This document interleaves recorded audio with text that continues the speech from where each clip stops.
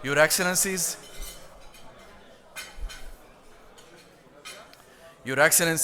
ladies and gentlemen, Assalamu alaikum.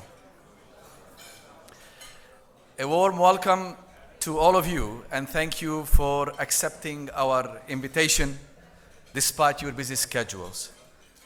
Welcome to the beautiful city of Washington, but rainy Washington today.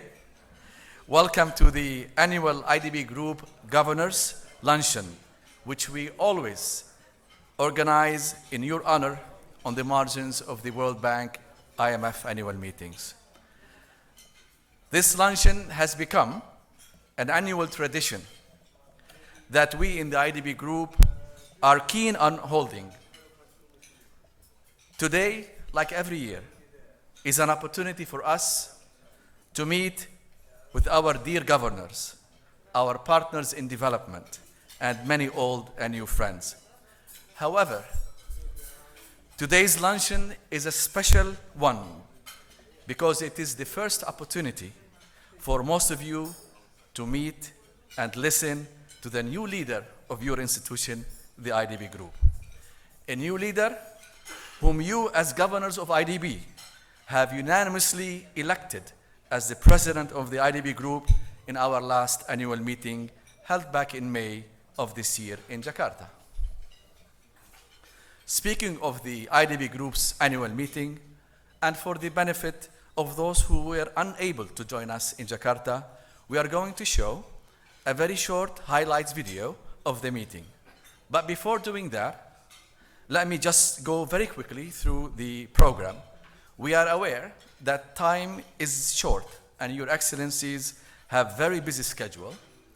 So we will start by the short video and then the welcoming remarks of the IDB Group President to be followed by our keynote speaker.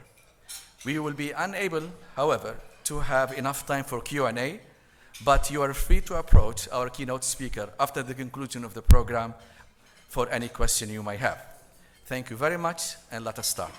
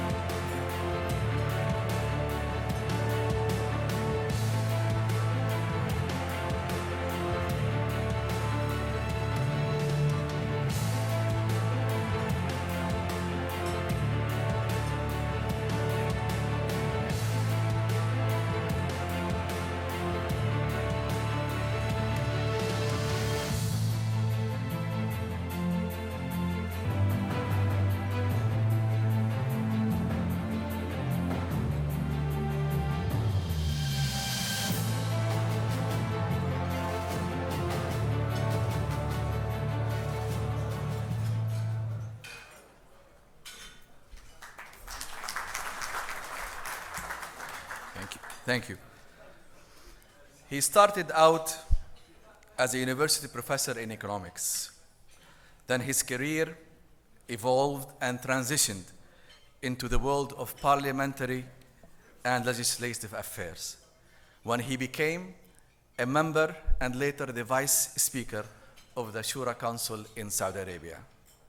While at the council, he developed an interest and focused on issues related to environment protection, renewable energy, investment in education as a major driver of development, human development, and highlighting the importance of the middle class in achieving economic, social, and political stability.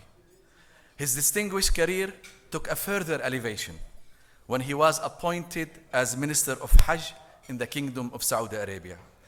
As most of you know, this ministry is an important governmental body in Saudi Arabia that manages and caters for the millions of Muslim visitors who annually come to Saudi Arabia to perform Hajj and Umrah.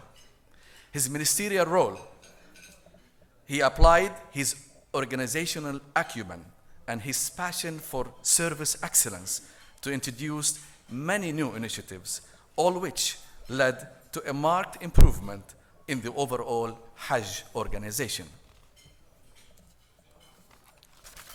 On October 2nd, only 6 days ago, he took the baton of the IDB Group's leadership. Your Excellencies, ladies and gentlemen, your host and your new partner in development, the President of the IDB Group, His Excellency Dr. Bandar Hajjar. Bismillah ar-Rahman ar-Rahim. Your Excellencies, the IDB Group governors, distinguished guests, ladies and gentlemen, Assalamu alaikum wa rahmatullahi wa barakatuh. It is a great honor for me, for the first time today, to welcome all of you here in Washington, D.C. I am also very pleased to welcome the many distinguished guests who have joined us today. Our dear IDB Group governors, the distinguished note speaker, our development partners, ambassadors of IDB member countries, delegations of IMF and World Bank, annual meetings, academics, business, and civil society leaders. I would like first to start my remarks by conveying a special greeting from Jeddah, from the legendary and visionary leader, the great facilitator of the development of our countries, your friend and dear brother, His Excellency Dr. Ahmed Muhammad Ali.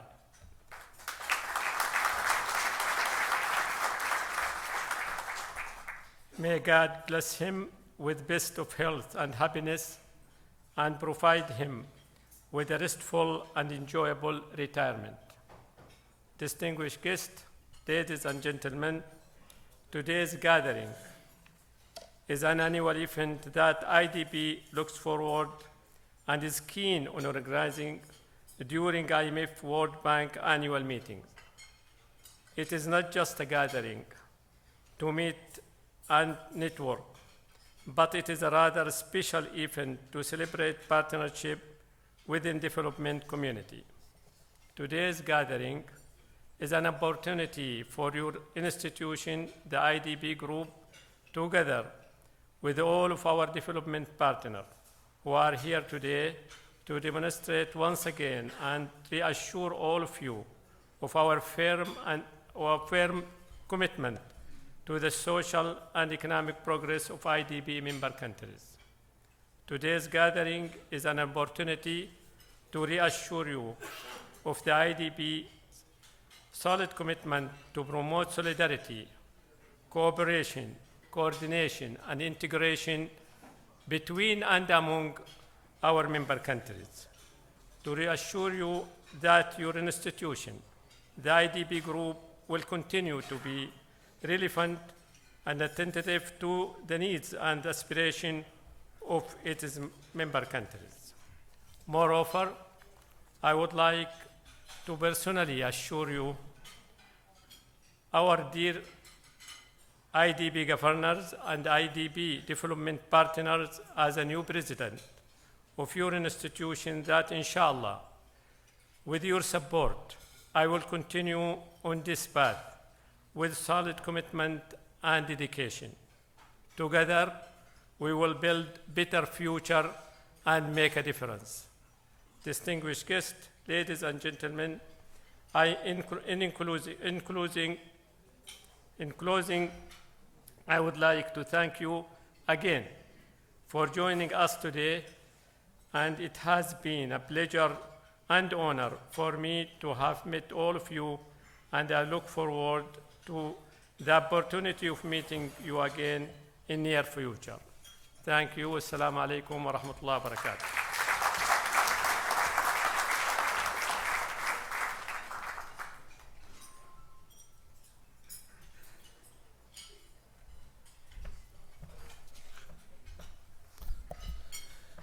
Helping countries around the world to commit toward achieving the SDGs is a very tall order for any development financing institution like AFD, IDB, the World Bank to do it alone. It takes, of course, concerted and combined efforts from many partner development financing institutions to help countries achieve the SDGs 17 goals, 169 target, and 304 indicators. To provide us with a valuable insight into all of this, we are indeed privileged today to have among us a very distinguished keynote speaker, a person who has a deep passion for helping and rallying countries around the world to achieve a prosperous and sustainable living environment for humanity.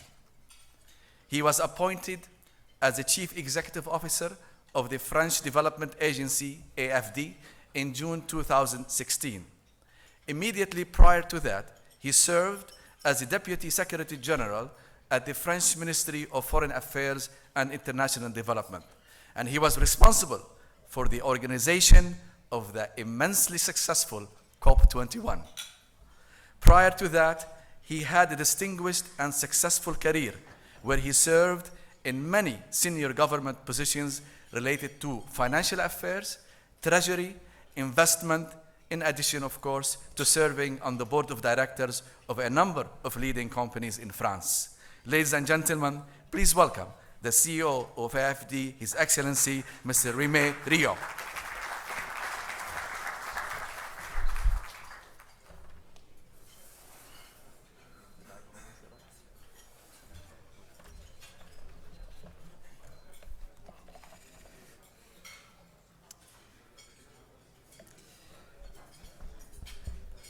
Ministers, governors, dear colleagues, distinguished guests, as requested by the bank, I will speak in English. So may my francophone friends forgive me. I know that francophonie is very, very important within the Islamic Development Bank. So it's a bit awkward for me, but I will follow the rules. I want also to very warmly thank Dr. Bendar, the new president of the Islamic Development Bank, for giving me the opportunity to talk to you. It's a great honor and a great pleasure to be your guest today. To begin with, I would like to stress how much we value at Agence Française de Développement the institutional links that we created between our two banks. Your invitation, the fact that our institutions are working together for such a long time. I think AFD was involved in one of the very first loans of the Islamic Development Bank, and we were the first non-member agency to build a partnership, a formal partnership with the bank. This is a testimony of openness, a testimony of tolerance, a testimony of progress, values that both French and Islamic cultures have in common. For this keynote speech, I want to share with you 5 personal ideas and intuitions that I gathered in the first months of my appointment as Director General of AFD. These reflections are based on what I've heard, what I've seen so far along my travels in Africa. I was in Chad, Minister, I was in Asia and in Europe. They also rest on my former experience as a treasuryman, as a diplomat, and as a negotiator of the Paris Agreement, as you reminded. Point one, I would say macroeconomics is back, and Development Bank must do macroeconomic modeling in ways different from the past. Let me start with a picture for my first point. You may have seen it too. It was on the cover of The Economist a week ago. The title read, "Living in a Low-Rate World." It represents the governor of the Fed riding a very, very strange horse. The saddle is marked 0.5%, and most strikingly, the horse has very, very short legs. And so, what is this crazy picture telling us? It tells us that the laws of macroeconomics nowadays are very, very hard to fathom, Minister. They're always difficult to understand, of course, but the current course of macroeconomic trends is hard to figure out. And the situation is clearly worrisome. Investments are too low, and our tools do not seem to work as efficiently as before. I'm talking about monetary policy, but I'm also referring to our tools for forecasting, especially the macroeconomic models we use. Some even argue that the world economy has entered a new normal with negative interest rates and the possibility of a global deflation. In 2015, world nominal GDP contracted 6%. What does this have to do with the job of a development banker, you may ask? A lot, actually. And I'm sure many people present in this room are feeling as uneasy as I do in this situation. Why? Because we have to cope both with the novelty of a low-rate world and at the same time stick to the fundamental truths of macroeconomics. And I really felt, traveling in Central Africa, in Vietnam, in Europe, the perplexity of our partners, the heads of state, the finance and economy ministers in developing countries and in Europe, asking for shared knowledge and advice. What can be done?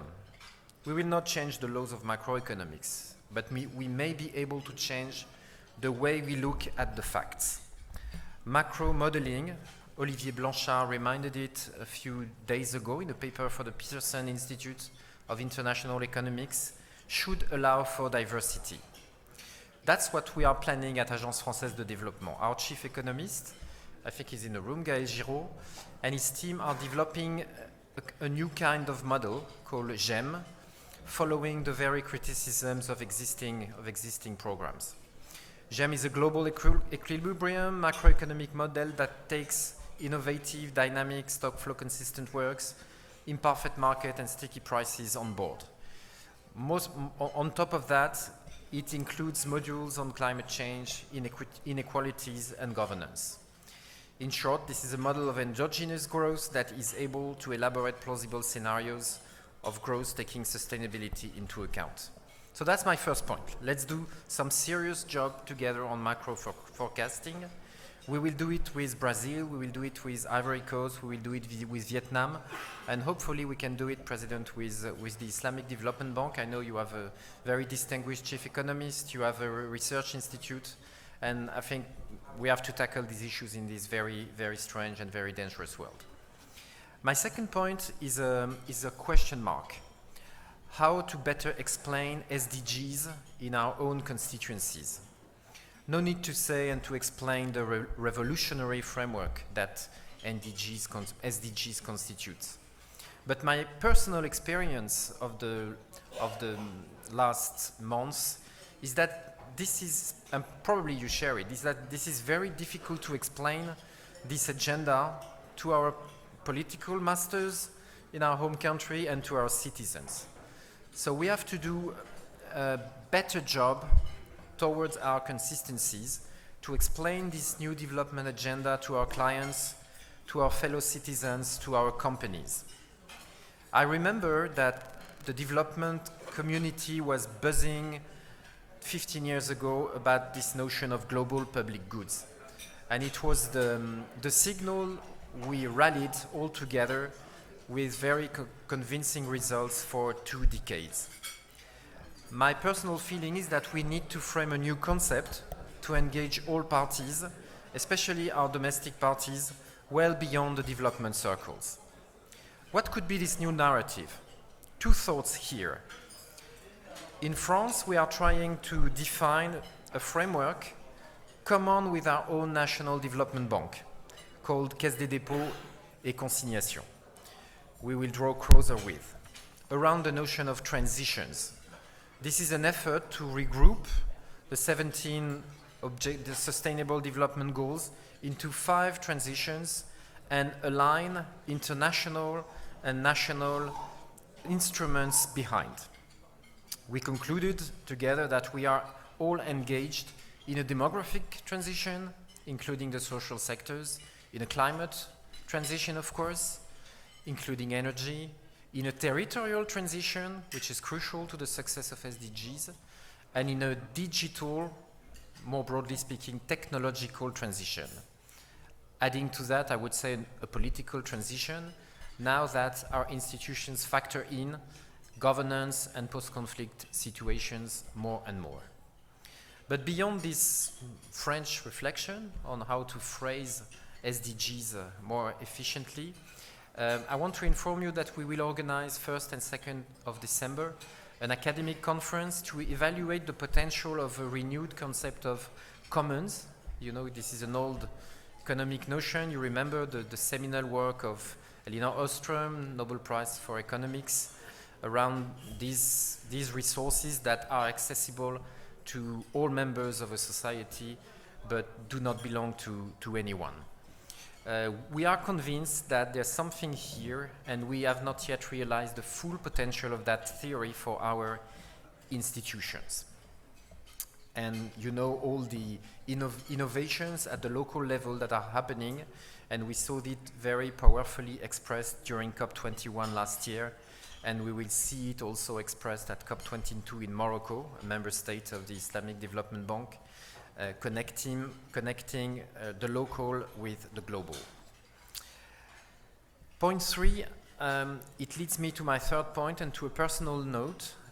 In 2015, I have met many of you in another capacity when I was coordinating the negotiations on climate finance for COP21.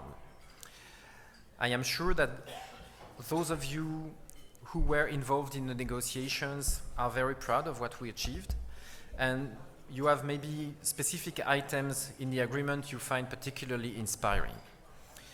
In my case, my inspiring phrase in the agreement stands in Article 2, paragraph C, which states that and set the objective of making finance flows consistent with a pathway toward low greenhouse gas emission and climate resilient development.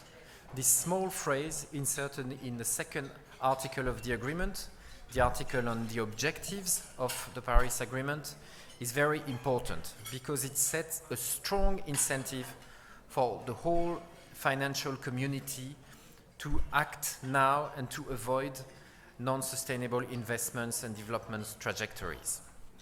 Together with mitigation and adaptation objectives, the agreement says that the imperative is for finance to become climate smart. Agence Française de Développement, with other development banks, are determined to play a very active role in turning climate commitments of last year into concrete investments. We will first support, through financing and technical assistance, the implementation of nationally determined contributions that were defined last year. We have a new facility of 30 million euros in place now to support especially poor and vulnerable countries, especially in Africa, with a focus on adaptation and resilience. All this, of course, will be set under the umbrella of a new partnership that will be launched in Morocco called NDC Partnership with the help of our German friends and WRI. And I'm sure the Islamic Development Bank will certainly be part of this very, very important effort to implement our climate policies. The second element, of course, is we will, as you know, commit more and more climate finance to finance our clients. We will increase from 3 to 5 billion a year our commitments by 2020, and we will also triple our adaptation finance to more than 1.2 billion euro a year in five years from now. Finally, of course, we want to play a role in redirecting private and public finance in the direction of the green economy. Let's turn now to my fourth point, which is, I would say, a paradox, and mostly the paradox of Africa right now. There are many African ministers in the room, and I want to tell them that Africa is and will remain the priority of Agence Française de Développement. Today it's about 50% of our commitments, and it will stay that high. I will phrase it this way. Whereas some African states are back in uncertain zones regarding their public debt, the African private sector, firms, households, suffer from a dramatic under-leverage. The African private sector consumes 5 to 10 times less credit than their counterparts in other regions. So globally speaking, and that's very important to tell it very strongly, Africa remains dramatically underfinanced. That's exactly what the IMF Regional Outlook is saying. Housing, working capital, many investments in Africa do not get enough financing because of the underdevelopment of financial markets and because of too strong a risk aversion. This is a paradox, and it will become even more a paradox. A continent soon counting 2 billion people, where savings are abandoned now, should not be in such a financial position. So what can we do as development banks in that situation? We can do a lot. Our added value as non-commercial banks is to entice the private sector to invest where it is reluctant to do it, and to contribute to build sound and well-governed new counterparts. The question is, can we collectively and quite aggressively nurture an enabling environment for the development of non-sovereign entities in terms of governance, management, accountability, risk policy, in terms also of capital access to financing, issuance of bonds, ratings, financial vehicles. Lending to non-sovereign counterparts in developing countries will become absolutely critical. And I think the next 3 to 5 years are crucial. We need to avoid public debt reaching unsustainable levels, and at the same time, we need to finance African economies. So we have to go through public corporations, utilities, PPPs, foundation, municipalities, and the private sector, of course, first and foremost. The key is that there are sufficiently sound bankable counterparts so as to be able to get financing and issue debt without the need to rely on the signature of a sovereign. This is a real challenge for the international community. And we feel that Agence Française de Développement is well placed to put this debate, since last year, more than half of our annual commitments last year went to non-sovereign clients. I intend to reinforce this, as we have been mandated by President Hollande to increase our annual commitments from 8 billion a year to 12 billion a year by 2020. And now I come to my fifth and last point. As all of you, I felt in my recent visits, and I felt also all year long in 2015 when I was discussing climate finance, that there is a very, very strong request from our clients to accelerate implementation of programs and to ease access to international finance. And we need, I think, to move to another higher level in terms of cooperation between development banks. This is crucial to accelerate low-carbon, climate-smart investments and implement SDGs. I participated a few years ago to the transitional committee that created the Green Climate Fund in 2012.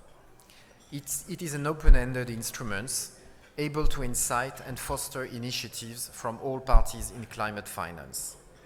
I'm also amazed how European development institutions are now working as a system and working together. The blending facilities created and managed by the European Commission and the new mechanisms for external investments that were recently announced are the glue of this group of institutions.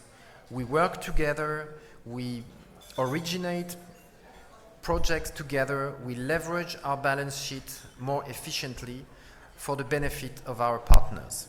We even have between EIB, KfW and Agence Française de Développement a mechanism called Mutual Recognition Initiative to streamline and align our procedures.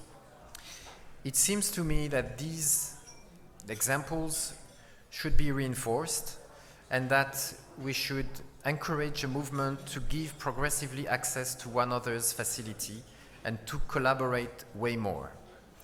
This could increase complementarity, leverage, scaling up, and commonalities. And this is the very rationale of the SDGs. The less we duplicate, the more we increase leverage, the better for gaining speed in making sustainable investments.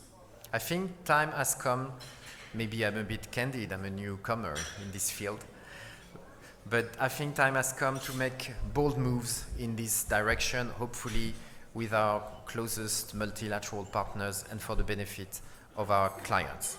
Let's find out maybe if we can start by opening our facilities. One word maybe to conclude.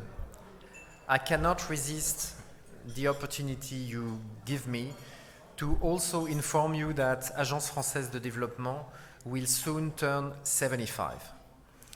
We are, I think, the oldest development institution in the world. That's what I told Jim Kim when I met him, because he's quite a young institution, created at Bretton Woods in 1944. You know, we've been created in London, December the 2nd, 1941, by General de Gaulle, as the financial body of Free France. This is our DNA and we are very, very proud of it. We will organize a celebration December 6th in Paris at Musée du Quai Branly Jacques Chirac, and really I want to invite all of you to join us and to celebrate both where we stand, what we are, and of course the way forward. I thank you a lot for your attention.